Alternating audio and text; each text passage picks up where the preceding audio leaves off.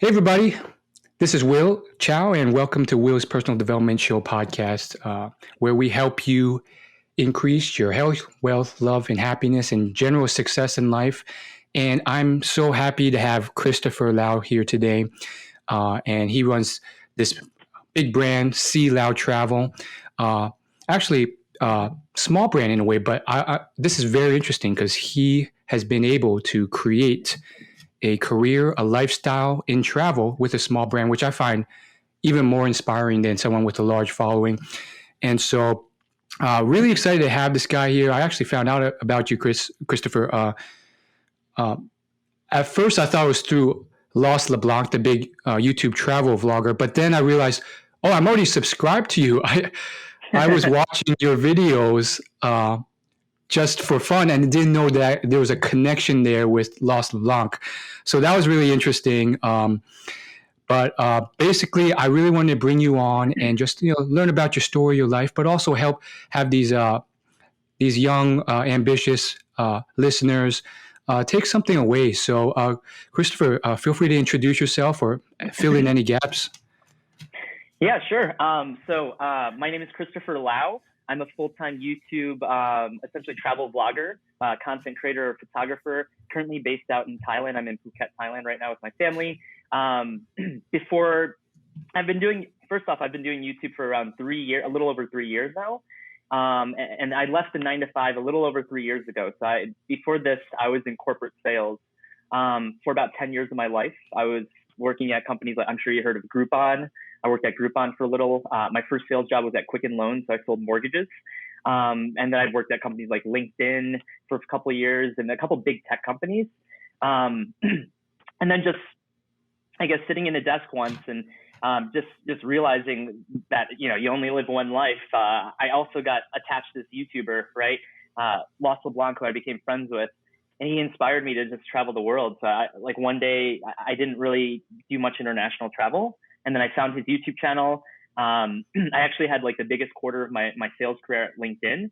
And typically I treat myself to something really nice. And I haven't traveled internationally for over 10 years, right? I think I lost my passport when I was 22 in a move.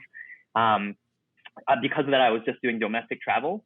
So I didn't really, I didn't need to travel internationally. But then I found this guy's channel on YouTube. It inspired me to go to Thailand.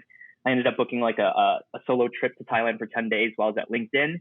And that trip changed my life forever. This was in 2016, I think.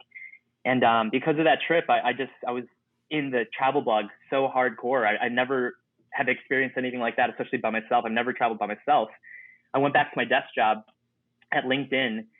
And that trip ruined my career, I felt like, in a good way, though. I kept watching Lostleblanc videos for the next 2 to 3 months at my desk. I had 3 monitors. There's a little iPad monitor here, and I was just watching vlogs for 2 to 3 hours at my desk, just so inspired to travel. And I kind of knew what I wanted to do whenever I quit or unfortunately get let go or fired, I think, by LinkedIn. I would be traveling. I didn't know if it was for pleasure or if I wanted to vlog or anything like that, but I knew I wanted to just travel and see things.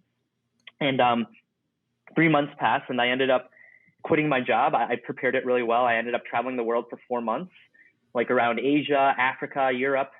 And then I ended up going back to a 9 to 5, but I knew what I wanted to do. I knew I wanted to save up the money, learn how to edit, and then quit my job to travel and do this full time. So I ended up getting a 9 to 5 job again.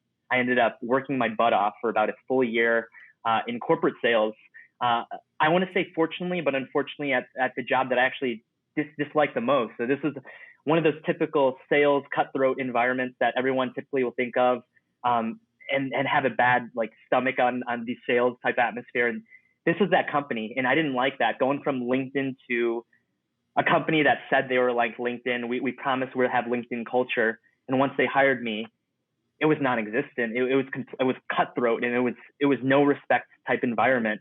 Oh no. It actually made me hungrier. It made me go home. I quit playing tennis. I used to play tennis religiously. I quit playing tennis to get my editing better.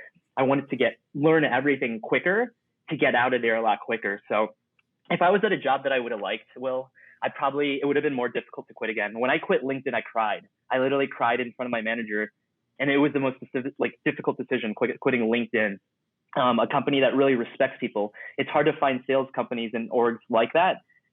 Whereas the very next company I joined, was complete opposite. So it was a good push. I needed that opposite because it made me realize that I didn't want to be in part of the 9 to 5 or that workforce anymore. And I needed to just get out. It felt like, I've heard of this, either build your own dream or build someone else's dream.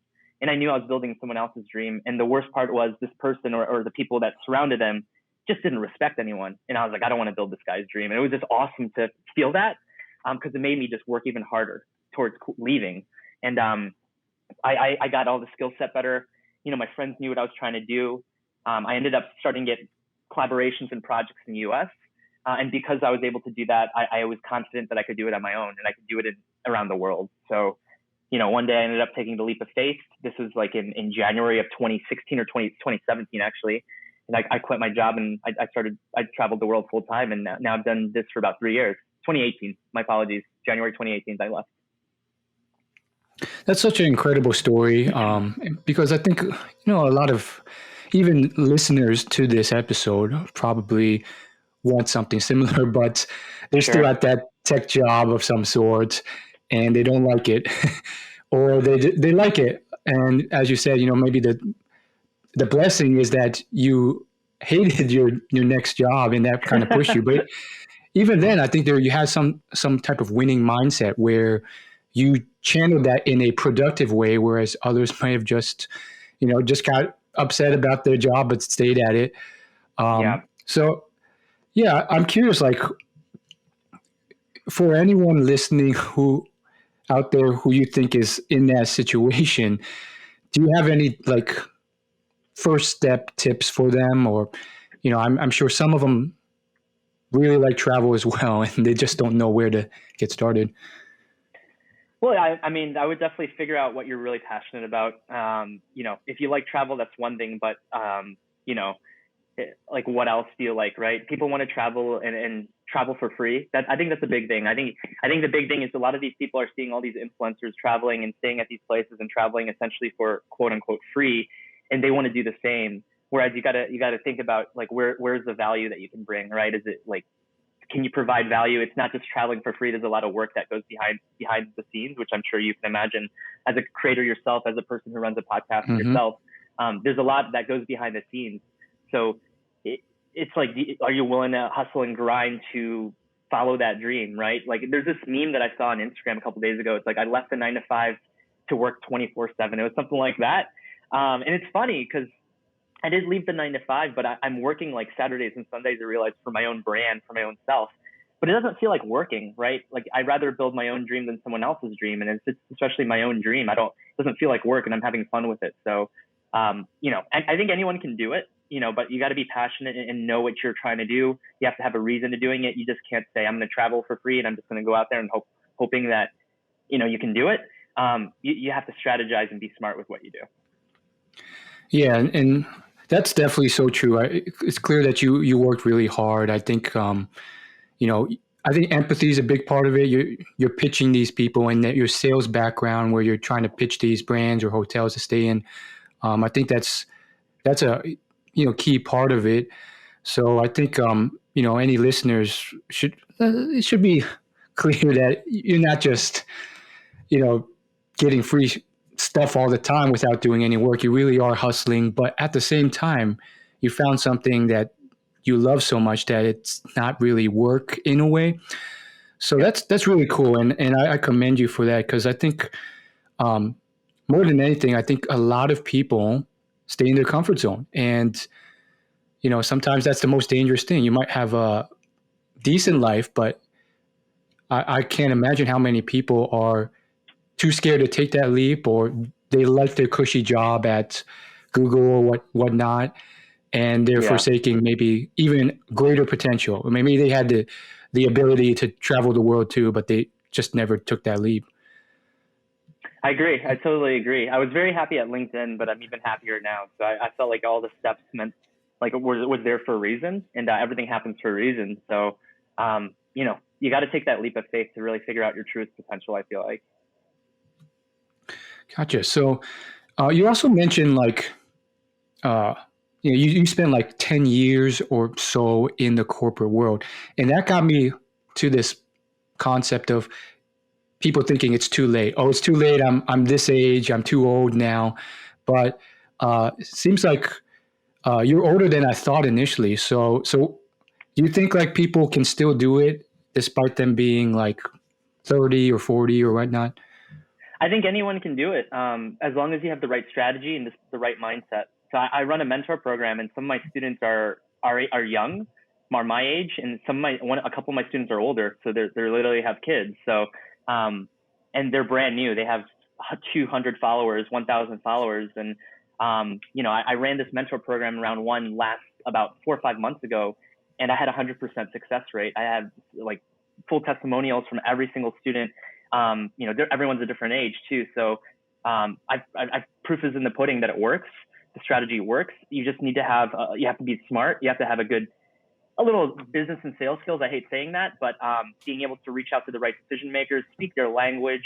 A lot of content creators, they really focus on getting their photography, videography, all their lighting and everything better, all that type of stuff, which is great. But if you're not getting your business skills and your sales skills and that type of skills also, I mean, how are you going to reach out to decision makers or hotels or speak their language to even get projects and get collaborations, right? A lot of people are just focusing on one thing, whereas they don't realize the business and the sales mindset and those skills are almost just as important or more important. For me personally, I feel like I'm not as good as a content creator or creator than most people that I find on Instagram or YouTube. But I think that for me, I have a much smarter in business and sales skills, much more savvy than most people. That's the reason why I've been able to make it. Wow. So it seems like your sales and business skills have really kind of been your edge. I personally think, yeah. That's why I ended up launching a mentor program this year, and people have noticed it. I'm very happy with it. I think sales and business and being able to speak the language and find the right decision makers and track your sales in an organized way and having like a sales process and a pipeline and reaching out to these decision makers the right way, not sending out email templates that all these other creators are selling. If you're learning from, someone, obviously learn from what they specialize in, right? If they're a creator, learn their photography, learn their videography. Unfortunately, most of these creators don't have 10 plus business years in sales skills. And it's really hard to relate a lot of them, right? A lot of them are trying to say, this is how you travel for free.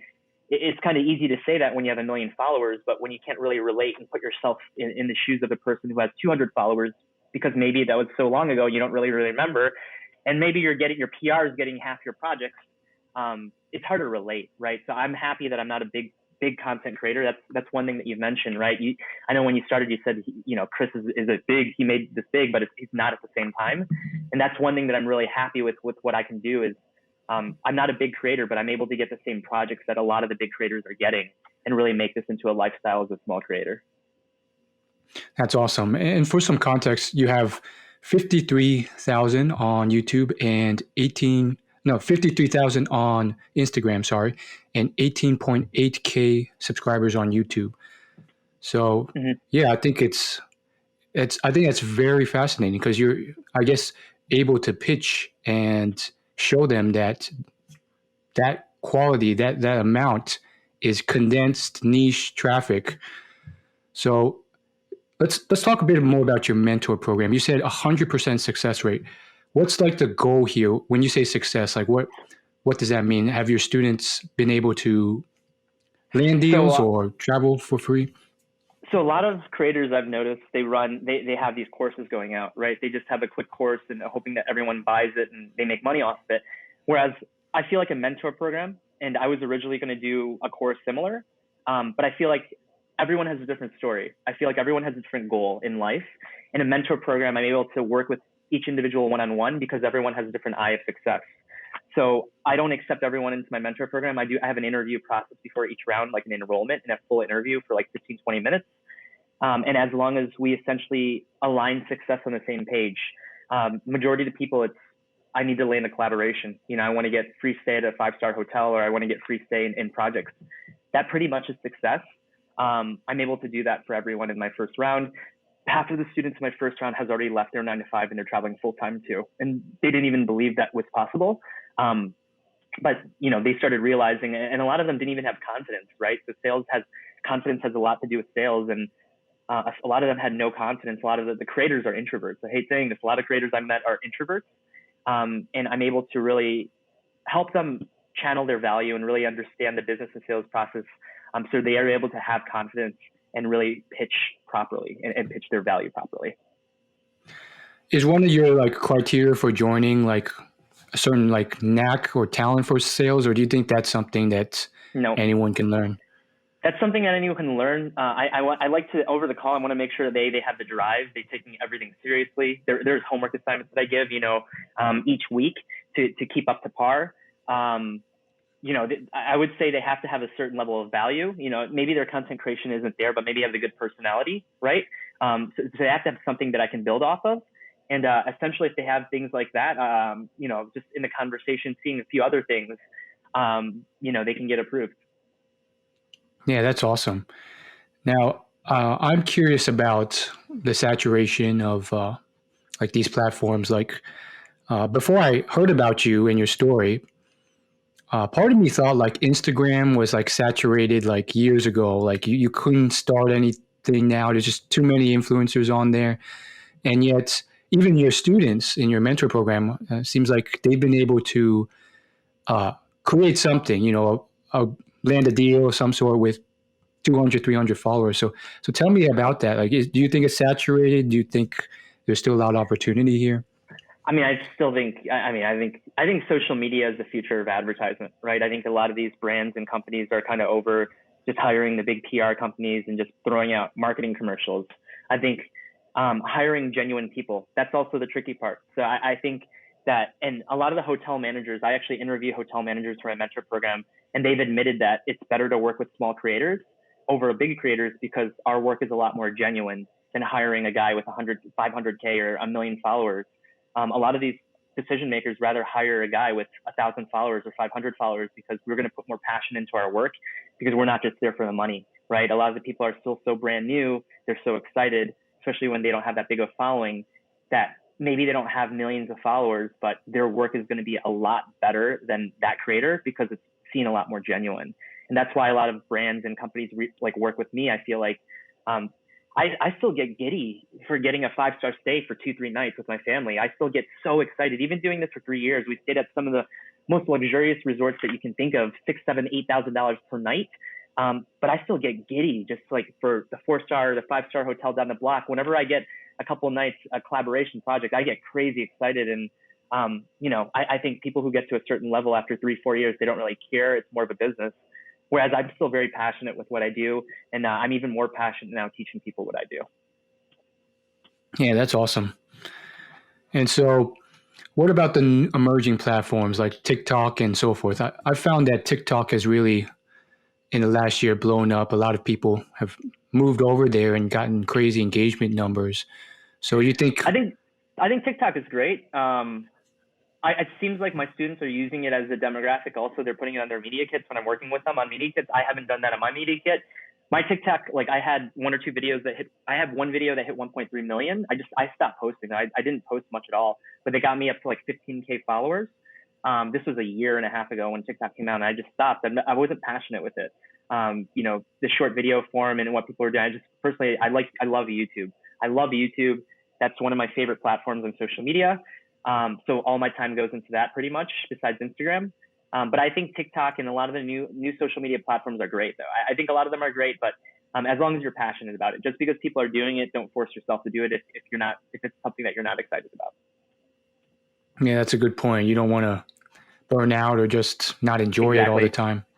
Exactly. Just because you're trying to keep up with the Joneses or other people are doing it doesn't necessarily mean you have to, right? I try to stick to things that I'm passionate about, so I'm able to sustain with it.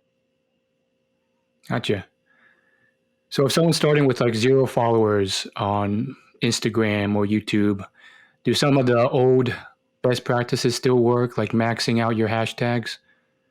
I still do all that type of stuff on Instagram. I'd like to think yes and no. I think Instagram has changed so much. I think Reels is one of the best ways to get followers and grow. I think posting video, unfortunately, you're going to have to give in eventually. I know Instagram supposedly is changing their format and trying to go more video format to compete with TikTok and YouTube. Who knows? We'll see. But I think still I stick with the old school ways when I post, with hashtags, with tags, and posting at certain time of the days. And I used to like and comment on people that I follow, helping it to grow. And that used to help like 3-4 years ago, but I don't think that helps as much. I think the algorithm has changed too much where it's a little bit harder to grow.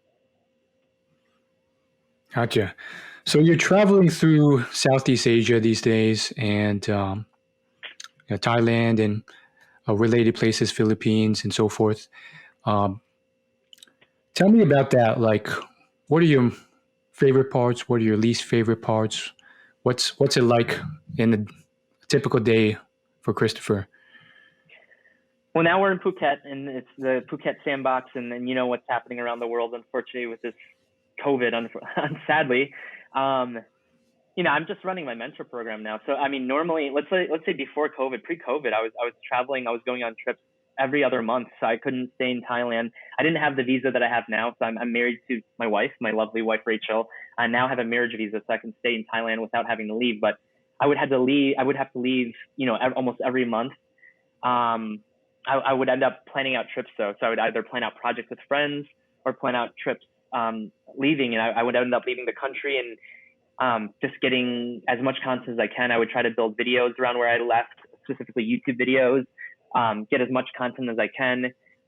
It was a lot of, getting the collaborations and projects beforehand, in front of the email. Once you get there, you just work your butt off, get editing at night or come back home and edit and lay low in Bangkok, play some tennis. I have a family. So I just had my first baby last year. He's 1 year old. He just turned one. Congrats.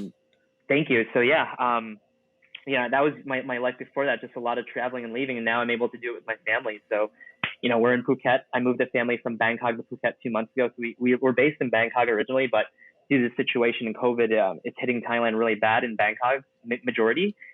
We went to Phuket, and now I'm able to do this with my family. I'm able to travel with my family. My wife is very happy with what I do. The kids love it.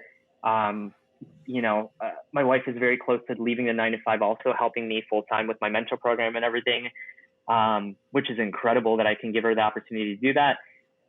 We have a lot of big projects. Potentially, we have a big project that might have us leaving as a family internationally in November to travel the world as a family, representing a certain brand, chain, hotel. So there's a lot of good opportunity coming for the family and I, and it's just, right now, it's just a lot of laying low, trying to create content here and there, running the mentor programs. And when I have the chance, and I'm running out and getting content, I would say. Yeah, I love the fact that you're able to continue to travel and enjoy life and play tennis with a family. I think some people can assume, oh, this is a temporary thing. Once I get a family, I have to settle down, return to normal. But it seems like you were able to not have that limiting belief and continue to just do what you enjoy, which is great. And then, of course, COVID hit, and it seems like things have kind of changed. And obviously, they're still changing, and international travel is still a bit of a mystery. But Mm-hmm. what's your take on it? Like, what's it like nowadays? Are things starting to open up, or is it still kind of a flux where you really can't travel anywhere? In Phuket, I mean, things have been trying to open up because of the sandbox, international tourism without quarantine. That's what the sandbox is.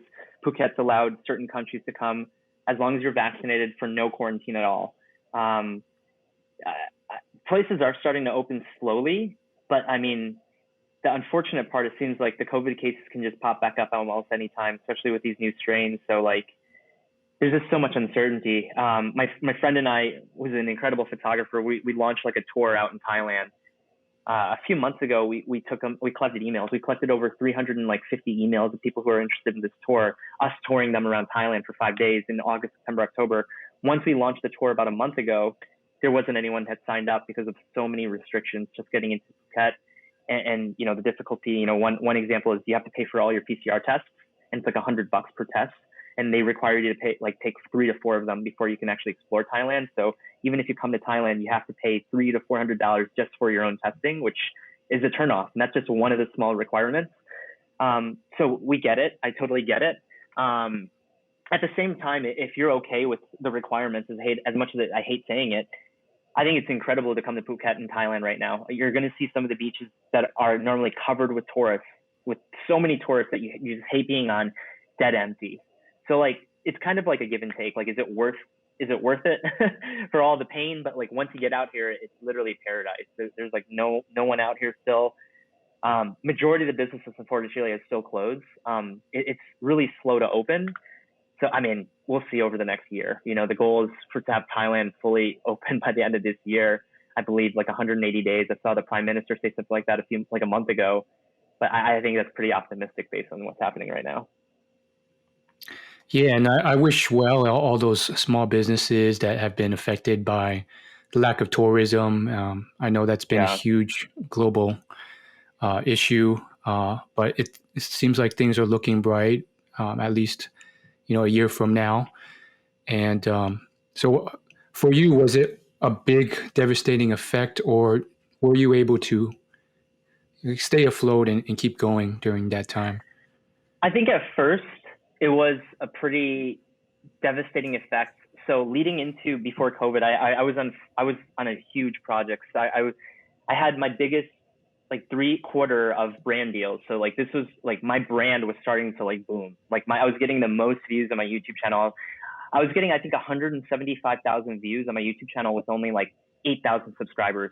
So I was getting a lot more views per month than a lot of other YouTubers. And I just saw something change. And then once COVID hit, all my numbers, everything dropped, all my brand deals, like 3 of the companies went underwater. They just couldn't like afford to stay alive.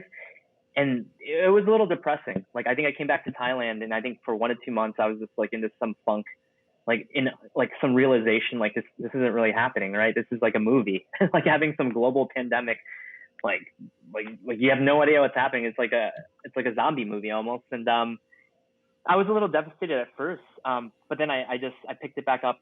Thailand became safe pretty quick, surprisingly. So they kept the numbers under 4,000 for almost 8-9 months. So they went into lockdown for 2 months. That's when I was depressed. Business opened back up. And then I ended up getting a project with like the Tourism Authority of Thailand for like 5-6 months. So this is a dream company that I worked with. I ended up pitching myself. So I walked in face to face, pitched myself the day that they opened. So literally the day that all businesses opened in Thailand because of COVID. I went in with my friend who's an introvert, and I got him to pitch for us. And I ended up talking to him at the end because we found the American side, and I got us a project. And so it's helped me stay afloat for a little bit. But then the project ended. The second wave hit. Depression kicked back in for like a few weeks. But then I ended up wanting to launch my mentor program. So I also planned on having the idea of like a sales masterclass happen once COVID hit. But then the idea faded once I had the project once I had the project with tourism. But then like later on, once I think it was early this year, the second and third wave hit, that's when I figured I really want to push this mentor program. And I ended up launching it. And it's just a huge success off the get-go. I sold out the seats within 48 hours for the first round within 2 days. I have the second round going in the middle of the process right now. It's going really well. And, I think what I noticed a lot of my friends, even creator-wise, a lot of people were just launching products like e-products, presets, camera straps, bags, their own programs, learning courses. And I think it's incredible. I think a lot of these products bring a lot of value, right? Be smart with who you're buying the products from, but I think that they're awesome. A lot of these digital products are awesome. Yeah. And I feel for you for going through those tough times, but I'm glad you picked it back up and thank you. Came back through. Did you do it? Did you promote through an email list, or do you have an email list? Yeah, I collected an email list at first, but I really just put everything into a Facebook community. So everyone who's interested, I got them to go into the Facebook community, and I just kept promoting content there. And yeah, that's how I ran with it. I just started the Instagram account for SeeLauTravel mentor program like a month and a half ago. So it was a new Instagram account. But yeah, I had everyone in the Facebook community at first, like last year. Gotcha. I only brought that up because I know email lists are generally a great way of like getting traffic, generating income, and so forth. So let's talk about the opportunity with the next year or the next 2 years. So with a lot of things kind of coming back out, do you think there's any opportunities for people who kind of want to make a change in their life or kind of grab some type of brand deal or partnership in a time when maybe there's, not a lot of people, companies, travel companies starting back up? Do you think this new era of 2021 to 2022 is something like that? Yeah, I think the opportunities are still going to be there. Like I said, I think that social media marketing is the future of advertisement. I totally think that content creators and influencers are going to be the way that a lot of people want to advertise in the next 5-10 years. But I think, again, the biggest problem is a lot of creators, they don't have the strategy. They don't know how to find the right decision makers. They don't know how to isolate the decision makers. They don't know how to write an email. A lot of these creators are joining an academy or a course, and they're just getting these email templates and they're copying and pasting and hoping that they're getting free stays and collaborations. Whereas I'm interviewing hotel managers and they're turning down creators because they could tell that they're using a copy and paste template.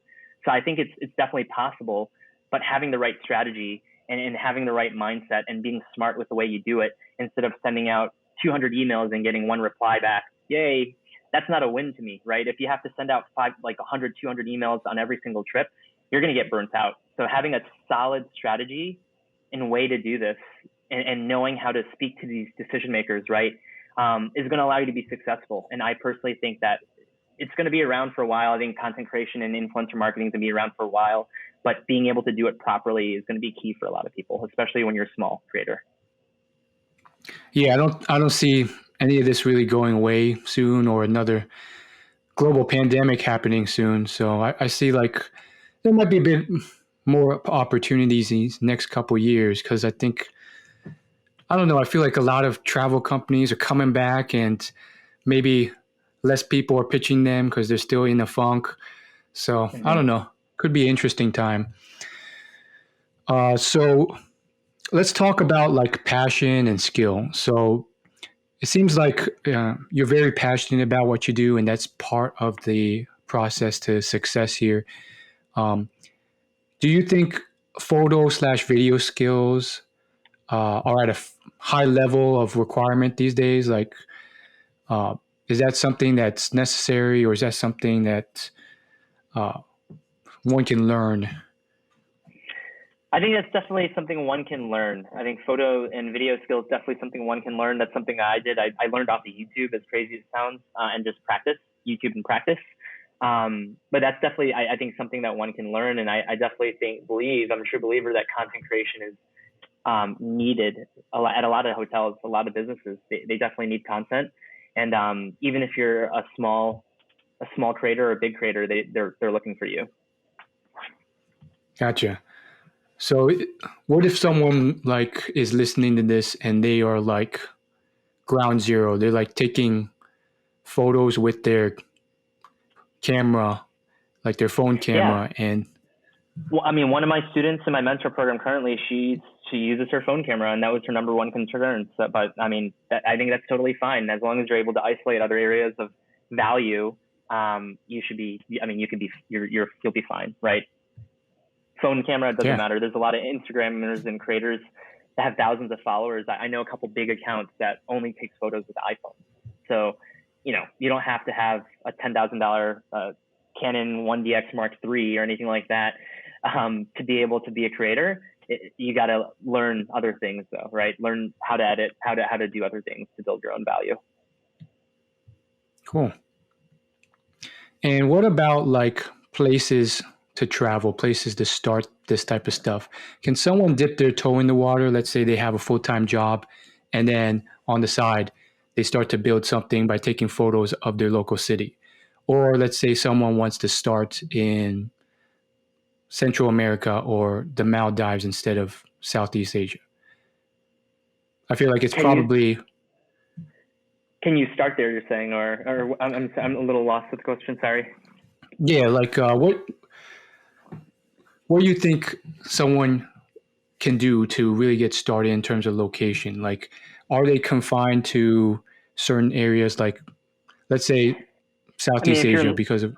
If you're in lockdown, you can't really go out or do anything. So like a couple of my students were in lockdown, so they couldn't even do anything. I mean, location wise, if you're in a city or anywhere that has businesses, I think you're going to be able to start almost anywhere, right? It's a matter of getting out and doing it. That's the one thing that everyone has issues of doing before they take this leap of faith is everyone keeps fathoming the idea of leaving the 9 to 5, but they don't take the proper steps to actually do it. And if you don't really take the proper steps, you're only going to be, watching our videos on YouTube and thinking about doing it. But I think anywhere can do it. All my students are from all over the world. I have a student in Maldives. I have students in UK, and all over the US and Canada, in the Caribbean, in Thailand, in Cambodia, in Australia. Anyone can do it with the right mindset and with the right mentoring, even potentially, if necessary. Cool. What's your favorite? Go ahead. Sorry. I think it's a lot easier, especially having the right mentor and knowing what you're doing, right? I think if you're just at a whim and just jumping into it, I think it's definitely hard. But if you're going to take it seriously, having the right guidance and investing in yourself is totally worth it. In regards to camera equipment, knowledge, how to edit, how to reach out to decision, everything. Like investing in yourself and knowing everything before you do it and preparing yourself is key.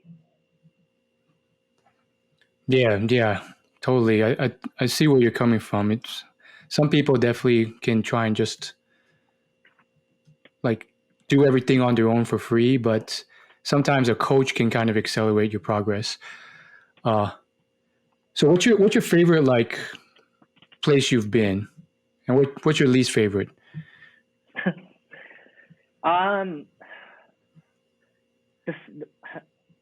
The most favorite. Oh gosh, I mean, this is really tough. But my 3 favorite countries that I love traveling, and I travel through a lot, is Indonesia, Thailand, and Philippines. I love tropical vibes, tropical destinations, island hopping. I absolutely love that. And for me, Indonesia is all about tropical adventures, literally volcanoes, in Java, or Komodo dragons. It's more adventurous.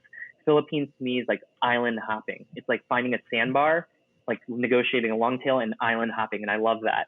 And then Thailand has the best of both worlds. It has island hopping adventures, also culture. You can go to the north, it has mountains and a lot of culture. So I feel they're all different, and them 3 are my favorite countries. One of my coolest, most incredible experiences was going to Israel. One of my favorite trips was going to Israel for Hostel World. They reached out to me to do a project for 3 days, which I ended up extending to a week and a half to 2-week trip. And I ended up going to Jordan and going to Petra, and that was just incredible. Seeing Petra, and I was a big Indiana Jones fan, so seeing Petra from Indiana Jones and being actually there, it's a cool, unique experience. There's no countries that I hate traveling to. One of my least memorable moments or experiences was maybe Morocco, running around the Medinas, I think, with our cameras. So in the Medinas in Morocco, they don't like being filmed. They don't like any cameras around. And for me and my friend, we're both YouTubers, and he had a bigger camera than I do. So it wasn't the best experience because there's Medinas in every city, and we wanted to film in all of them, but we're vlogging, and everyone was hating on us, turn your camera off, or some of the Medinas were a little worse. So we were had to be sneaky with it. And it was just an uncomfortable feeling, taking the camera out in either Casablanca or in Fez, wherever we're at. They were people would give us the worst looks when we would take our camera out. So that would be the most uncomfortable experience, maybe one of them. But yeah, I think the coolest I could say is Israel, Jordan, and learning about the history.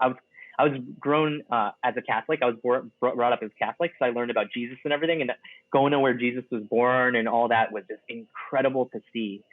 For me, the whole Israel Jordan trip was probably one of my favorites. And yeah, I would say Morocco was most uncomfortable. Gotcha. You like tennis. Have you ever considered using your sales skills to book a stay when they're doing a big tennis tournament or tennis finals? The problem is right now of the COVID situation. I think that's number one. Right. I've been in talks. I mean, I'm speaking to, I don't know if I should say this, I'm in talks with a couple of big tennis pros, just personal talks on Instagram. They actually follow me. Whereas once it's really safe, I'm going to pitch. I'm 100% going to pitch them hey, I'd love to come to X, Y, and Z tournament. A couple of them host some big tournaments in the US. I've meandered my brand. Last year, November, I worked with Tanya Pora out in Phuket. They're the number one sports and they're the number one tennis resort in Asia. So I worked with them for one full week, made a couple videos. One of the first clothing companies I worked with was Travis Matthew. They're a big tennis and golf company in the US. I've worked with like Tokyo, Thailand. They're a tennis, like a WTA tournament out here in Thailand. They're at a tournament, professional tournament for women. And I did an Instagram story when I was there 2 years ago, and the director saw it because I had like 20K followers, and they ended up giving us like players passes, lounge passes. They're like, come all week. And I was like, oh, like this is awesome. So like I've worked with a tennis tournament before, but I never really had the opportunity yet to do a full pitch because of COVID. And I can tell you right now, Will, I'm preparing myself to tap into the tennis world. I hate saying this, but tennis has been my passion for a very long time. And I even told my friends this when I quit my 9-to-5 job to do YouTube. I said, watch me tap into the tennis world, hopefully in like a few years. Like no matter what it is, like I'm a big believer in following your dreams and passion and figuring out a way to get there. And I personally feel like the last year and some of the brands that I've worked with, including talking to right now and the people that I'm speaking to, I might have that opportunity hopefully in the next couple of years. We'll see. Knock on wood. And I would be happy. I'd be ecstatic if I can do this. So we'll see. Yeah, it seems like such a natural progression, and COVID's not going to last forever. I mean, Hopefully. it seems like you're going to do it. You should do it. And I think that's the beauty of YouTube or social media or whatever it is, because there's versatility. Like for me, I'm not the biggest tennis fan, for example, but I have other interests like Pokemon and so forth, or Right. someone else might like motorcycles and Harley Davidsons. And let's say, if their base is travel, they could still flex a bit. There might be a Harley Davidson travel resort somewhere that they could potentially pitch and get the best of both worlds. So I don't know. It's interesting how you're already thinking about that. I was thinking about that before I even quit my 9-to-5. No joke. Like I'm so passionate in tennis. Like once I realized it and put everything in place, the value I can bring and like my mindset and the sales and skills and everything like that, how I've been able to reach out to the right people and speak their language. I've been speaking to some people who I never thought I'd be able to talk to. So we'll see what happens with those conversations. Yeah, and it really seems like it's really that sales skill, that business development that's helped you along, because you're mentioning brands and stuff that you would assume, oh, I have to wait until I'm at least 1 million subscribers or something to even consider that. But definitely not at 53K. So that's incredible. Thank you. Yeah, and I guess question about the people who follow you. So that's really cool. It's for you to just kind of do what you enjoy and then have almost like celebrities follow you with such a small condensed audience. Were you surprised when that happened? Were you like, oh, this is to be expected? I mean, no, definitely not. I was definitely surprised. I would literally run to my wife, Rachel, and be like, oh my God, he's following me. Like, and then show her like the DMs. Like I said, it's like the same feeling as getting a hotel collaboration. I'm a micro creator. I still believe I'm a micro creator, and I'm very grateful, right? I think that's one thing that allows me to keep going with what I do today is I'm very grateful, and I don't ever want to take anything for advantage, right? I don't, like I should be in this hotel, right? I don't think that way. Right. I feel like I'm very grateful for what I do, and I know there's a lot of hard work that leads up to it, but as long as you're able to work smart, things are a lot easier as long as you're able to work smart. Right. Do you know why they follow you? Like, is it just because like they stumble across you one day and they're like, wow, I really want to travel there myself? Yeah, I mean, I think partially because of that, maybe the content and how I explore. I think from what I hear, I think a lot of people and my students tell me this, I'm very genuine. I think I come off very genuine in my stories and my content. I've noticed, a lot of creators do things just for the gram, right? I've traveled with a lot of creators, and I've seen things that I wish I would have never seen that they literally just do for a story. And then once the camera's off, it's just like a different person. And that's disgusting. Like I personally don't like that. And I don't like people like that. And I've seen that in the sales culture, right? I hate saying this, but 90% of the sales culture, 95, is just you would think slime ball, right? Like the car salesman. And there aren't a lot of good people like that out there in sales, especially. And content creators wise, it can be the same thing. I think that's why some people will dislike celebrities, right? Because I think some content creators get to the point where they feel like they're celebrities at that certain extent, so they act like it. So they feel like they're riding this high horse, and no one owes you anything. That's what a lot of people don't realize, is no one owes you anything. It doesn't matter how big of a follower you are, as long as you're humble, as long as you're very grateful for what you have around you, and you show that in everything, your stories and everything you do, and that's who you are.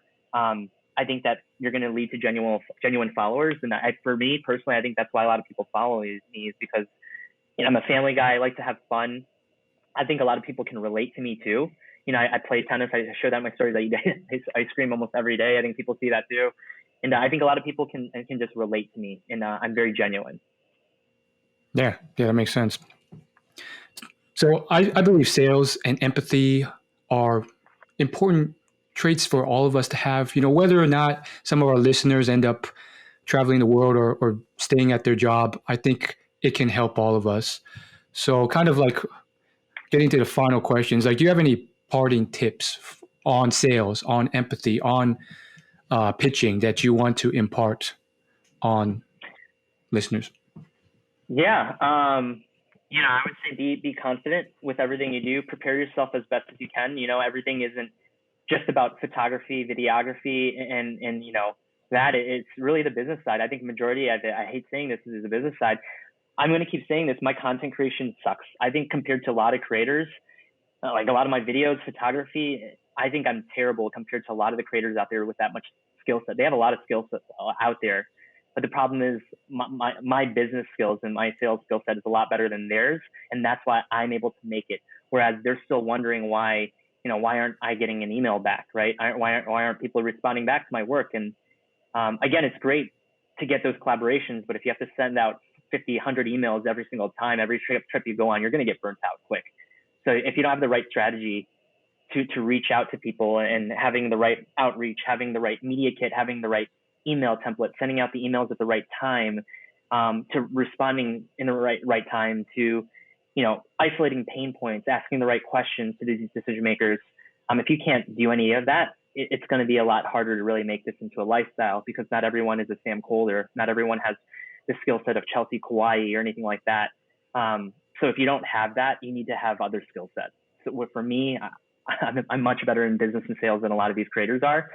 And that's why I've created the mentor program. So, I mean, if anyone's really interested in checking it out, I have an interview process. I'm not a creator that tries to sell you anything. I want to make sure I can actually help people out.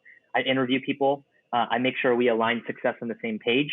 And if we can align success on the same page, I introduce and I invite them into the mentor program. And it's up to them if they want to be a part of it. And almost everyone that I've spoken to that I accepted into the program has want to be a part of it. That's awesome. Do you have any links for that mentor program or anything else you want to share right now? Yeah, you could. People can go to SeeLauTravelMentorProgram.com, or you can even check out on Instagram. My Instagram is SeeLauTravel, but my mentor program's Instagram is SeeLauTravel Mentor Program.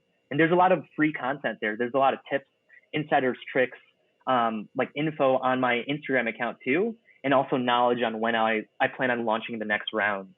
I'm even partnering. So like I'm running a partnership. I've partnered with Banyan Tree. I don't know if you're familiar with the brand. Banyan Tree is one of the largest 5-star chains in the world.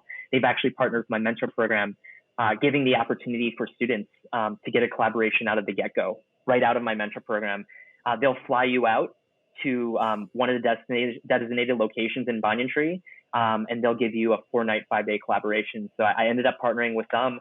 I'm in the process of partnering with a lot of other brands, because I think a lot of these brands believe in what I'm doing. They believe that a lot of small creators have better value than a lot of these bigger creators who don't really appreciate it, right? It feels like their work isn't as genuine. So a lot of these brands want to work with me to help leverage, my outreach and my skill set. And I'm able to give these incredible opportunities to a lot of future students. So if anyone's interested, definitely check out SeeLauTravelMentorProgram.com or the Instagram page. Yeah, and Lau is spelled Lau, just if anyone's curious. Yeah, that's awesome. Christopher. That's incredible. It seems like you've fine-tuned every part of your pitches so that conversion rate's much higher. Um, and yeah, it's been great having you. So, final questions. Okay. Do No, you take have your a time. Do you have a? I love this question because Tim Ferriss asked it, but I really want to ask you too.